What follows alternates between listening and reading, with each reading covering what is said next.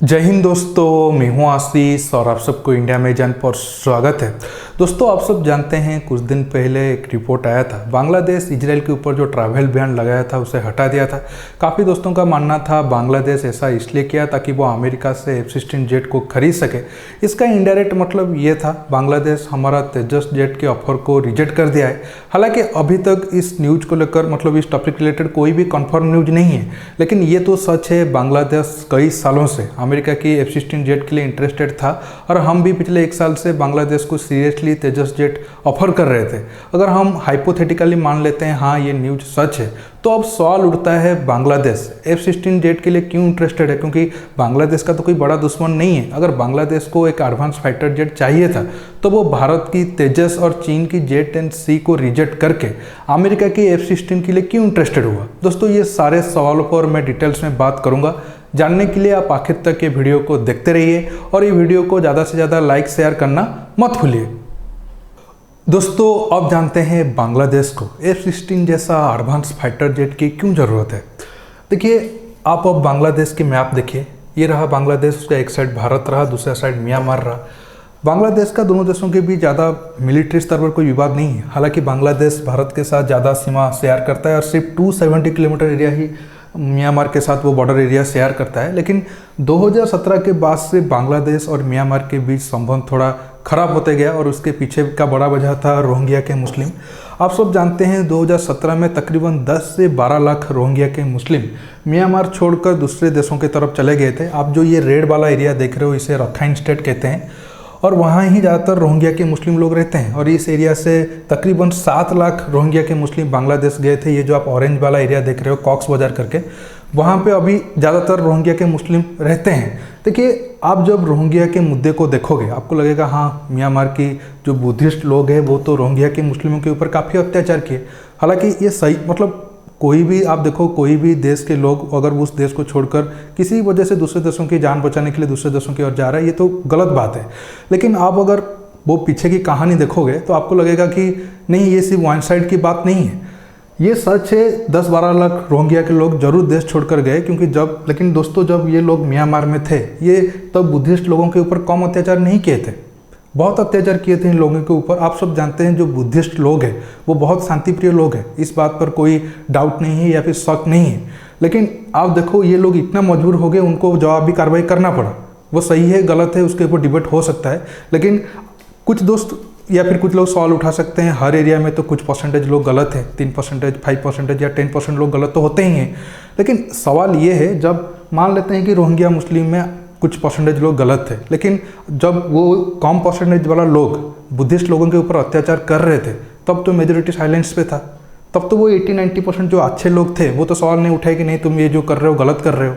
दोस्तों, आप आज देखिए स्वयं से बुद्ध पूर्णिमा है, भगवान बुद्ध हो गए या फिर महावीर जी हो गए या फिर गांधी जी हो गए, इन तीनों के ऊपर मेरा एक शिकायत हमेशा से है और वो है अहिंसा की थ्योरी। क्योंकि अहिंसा की थ्योरी के कारण भारत को कई नुकसान झेलना पड़ा है, वो 2000-2500 साल पहले जब बुद्ध जी थे या फिर देश आज़ाद होने के बाद। हालांकि ये एक अलग मुद्दा है, इस पर कभी बात करेंगे। अब भी फिर बांग्लादेश के ऊपर आता हूँ। देखिए, बांग्लादेश में जो रेडिकल लोग रहते हैं वो उनका हमेशा से मांग है बांग्लादेश को जाकर रखाइन स्टेट पर अटैक करके ये एरिया को एक अलग देश बना देना चाहिए, ताकि जो रोहिंग्या के लोग हैं वो आसानी से आकर इस एरिया में रह सके। हालांकि बांग्लादेश की सरकार ने कभी भी इस वाले थ्योरी पर सीरियसली काम नहीं किया है, लेकिन तब से बांग्लादेश और म्यांमार के बीच एक कोल्ड वार वाला जैसा हालात है। और देखिए दोस्तों, बांग्लादेश की इकोनॉमी जरूर म्यांमार से अच्छा है, लेकिन म्यांमार का जो मिलिट्री पावर है वो बांग्लादेश से थोड़ा ताकतवर है। अगर मैं सिर्फ एयरफोर्स की बात करता हूँ, अब देखिए अब बांग्लादेश के एयरफोर्स में 8 के करीब MiG-29 है और 36 से करीब F-7 या J-7 जो MiG-21 का कॉपी है वो जेट है। अगर हम म्यांमार की बात करें तो म्यांमार के पास 7 के करीब J-17 जेट है और 9 ऑर्डर में है, वो 1-2 साल में उसे मिल जाएगा। 31 MiG-29 है, 6 सुखोई 30 का ऑर्डर दिया है जो बहुत जल्द म्यांमार को मिलेगा। इसके साथ 21 के करीब Q-5 जेट है और 21 के करीब J-7 जेट भी म्यांमार के पास है। आप देख सकते हो म्यांमार का एयरफोर्स नंबर में और क्वालिटी में बांग्लादेश की एयरफोर्स की कंपेयर में ताकतवर है। इसलिए बांग्लादेश को अभी एक अच्छा एडवांस फाइटर जेट चाहिए ताकि वो म्यांमार की एयरफोर्स के ऊपर या फिर म्यांमार के ऊपर थोड़ा दबाव बनाकर रख सके। दोस्तों, भारत अगर किसी देश को तेजस जेट बेचने की और सीरियसली स्टेप लिया है, वो देश है बांग्लादेश। आप देखिए, पिछले साल सितंबर में ही बांग्लादेश में जो इंडियन राजदूत है वो बांग्लादेश के एयरफोर्स चीफ को तेजस जेट की फ़ोटो गिफ्ट किए हैं। इस साल की फरवरी महीने में, मतलब फरवरी 2 के आसपास हमारा तेजस बांग्लादेश के एयर शो में गया था और वहाँ बांग्लादेश के जो एयरफोर्स चीफ है वो तेजस में बैठकर एक शॉर्टेज लगाए थे। इसके बाद वही फरवरी महीने के आखिर में इंडियन एयरफोर्स चीफ बांग्लादेश की 3 दिन विजिट पे गए थे। जरूर तेजस जेट को लेकर वहाँ बांग्लादेश के ऑफिशियल के साथ उनके चर्चा हुआ होगा। दोस्तों, आप सब जानते हैं, जैसे कि मैंने आपको पहले बताया, बांग्लादेश अपने एयरफोर्स में रशियन ओरिजिन के जेट या फिर रशियन कॉपी वाला चाइनीज ओरिजिन के जेट इस्तेमाल करता है। हालांकि नंबर काफ़ी कम है।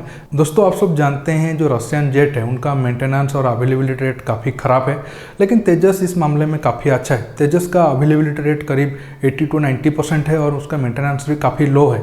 इसके साथ तेजस में अमेरिकन इंजन लगा हुआ है और वेस्टर्न एवियोनिक्स भी लगा है, जिससे तेजस की पावर और बढ़ जाता है। दोस्तों, मैं आखिर में अब F-16 के ऊपर आता हूँ। दोस्तों, आप अगर पिछले 10-15 दिन की न्यूज़ को देखोगे तो इससे लग सकता है कि हाँ, बांग्लादेश का संबंध अमेरिका से और नज़दीक की ओर जा रहा है और बांग्लादेश अमेरिका से F-16 को खरीद सकता है। आप पहले ये रिपोर्ट देखिए, चाइना ने मई 11 तारीख को बांग्लादेश को धमकी देता है, अगर तुम क्वाड ज्वाइन करोगे तो बांग्लादेश और चीन के बीच संबंध काफ़ी खराब होंगे। आप सब जानते हैं, चीन भारत के जितने पड़ोसी देश हैं उन सब देशों में अपना इन्फ्लुएंस बढ़ा रहा है और मिलिट्री बेस भी बनाने की कोशिश कर रहा है ताकि भारत के ऊपर दबाव आ सके। अगर बांग्लादेश क्वाड ज्वाइन कर देता है तो चीन को झटका लगना स्वाभाविक है और इससे एक बात और भी साफ हो जाता है, बांग्लादेश का अमेरिका के साथ संबंध भी बहुत अच्छा होने जा रहा है। और दोस्तों, आप 2 दिन पहले आप सब जानते हैं बांग्लादेश ने इजराइल से जो विजिट बैन लगाया था उसे हटा दिया था। आप सब जानते हैं, जितने भी अरब देश है वो जब इजराइल के साथ पीस डील किए थे, उनका मेन मकसद था इजराइल के साथ तो संबंध सही होगा, इसके साथ साथ में अमेरिका से भी उनको अच्छा हथियार मिलेगा और आगे जाकर इजराइल से भी सिविलियन टेक्नोलॉजी मिल सकता है। बांग्लादेश पहले भी कई बार कोशिश किया है अमेरिका के F-16 जेट को खरीदने के लिए, लेकिन अमेरिका हर बार बांग्लादेश के ऑफर को, मतलब मांग को ठुकराता था। अब अमेरिका जरूर बांग्लादेश को कहा होगा, अगर तुम्हें F-16 जेट चाहिए तुम इजराइल के साथ संबंध को नॉर्मल करो। दोस्तों, अगर बांग्लादेश तेजस जेट को खरीदता तो अमेरिका को पर प्लेन ज़्यादा से ज़्यादा $1-2 मिलियन का फ़ायदा होता, क्योंकि तेजस में आप सब जानते हैं अमेरिकन इंजन लगा है। लेकिन अब बांग्लादेश अगर डायरेक्ट F-16 जेट को खरीदेगा तो उसे काफ़ी फ़ायदा होगा।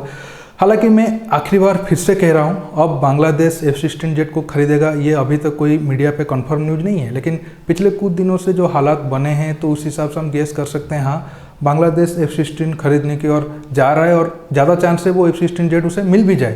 लेकिन दोस्तों, इससे हमें कोई बुरा मानने वाली बात भी नहीं है। हमने काफ़ी कोशिश की थी बांग्लादेश को तेजस जेट देने की, लेकिन वो नहीं लिया, वो F-16 जेट लिया या फिर लेने जा रहा है। और दोस्तों, अगर बांग्लादेश F-16 की जगह J-17 खरीदता या फिर चीन की J-10 जेट खरीदता तो हमें बुरा लगता, चलो हमारा तेजस जेट अच्छा है, लेकिन उसके बदले वो ख़राब जेट खरीद रहा है। अगर F-16 से हमारा तेजस बांग्लादेश की आर्म्स मार्केट में हार रहा है तो इसमें हमें कोई बुरा मानने वाली बात नहीं है। हम इससे कुछ सीख कर जो दूसरे देशों को हम ऑफर करेंगे, इस पर हम एक्सपीरियंस को अप्लाई कर सकते हैं। दोस्तों, आज के टॉपिक में बस इतना ही। आपको ये वीडियो कैसा लगा नीचे कमेंट बॉक्स में कमेंट करके बताइए। दोस्तों, ये वीडियो को ज़्यादा से ज़्यादा लाइक शेयर करने के साथ साथ आप मेरे चैनल को सब्सक्राइब करना मत भूलिए और सब्सक्राइब बटन के पास जो बेल आइकन है उसे प्रेस करिए ताकि आगे आप मेरे आने वाले वीडियो को मिस ना कर सके। दोस्तों, रहता हूँ, बहुत जल्द एक न्यू टॉपिक के साथ मिलूंगा। नमस्कार, जय हिंद।